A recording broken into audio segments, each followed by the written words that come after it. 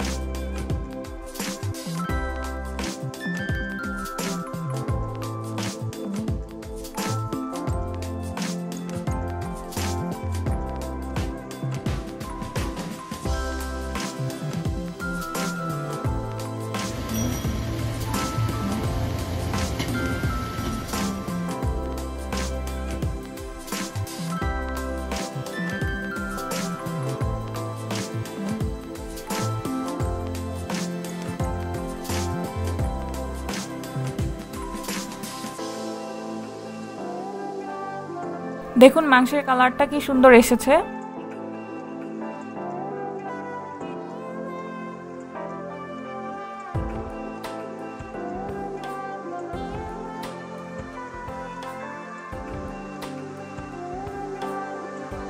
আমাদের বাসার সবাই আলু পছন্দ করে, তাই মাংসের মধ্যে আলু দেওয়া হচ্ছে।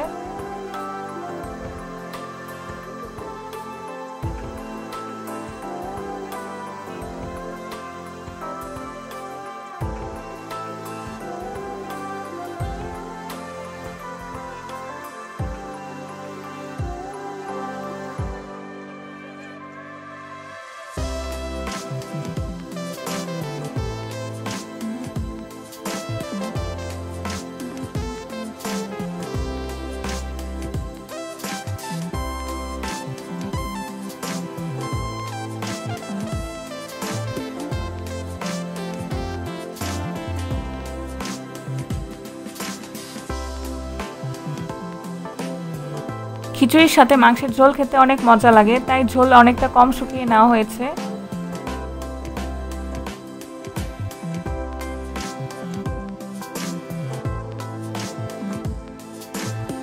মাংস রান্না করা শেষ।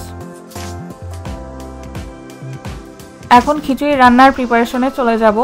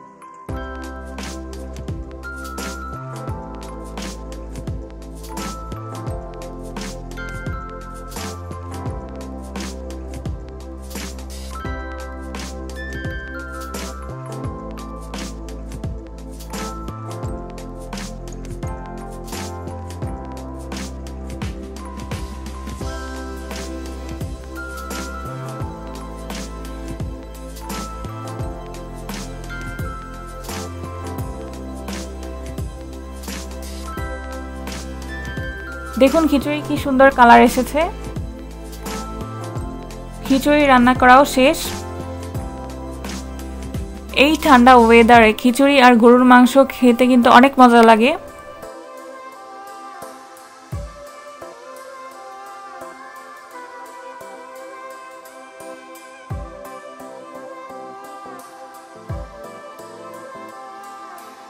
দেখুন কলিজা ও মাংস কত সফট হয়েছে, আর খিচুড়িটাও অসাধারণ ছিল। মায়ের হাতের রান্না বলে কথা।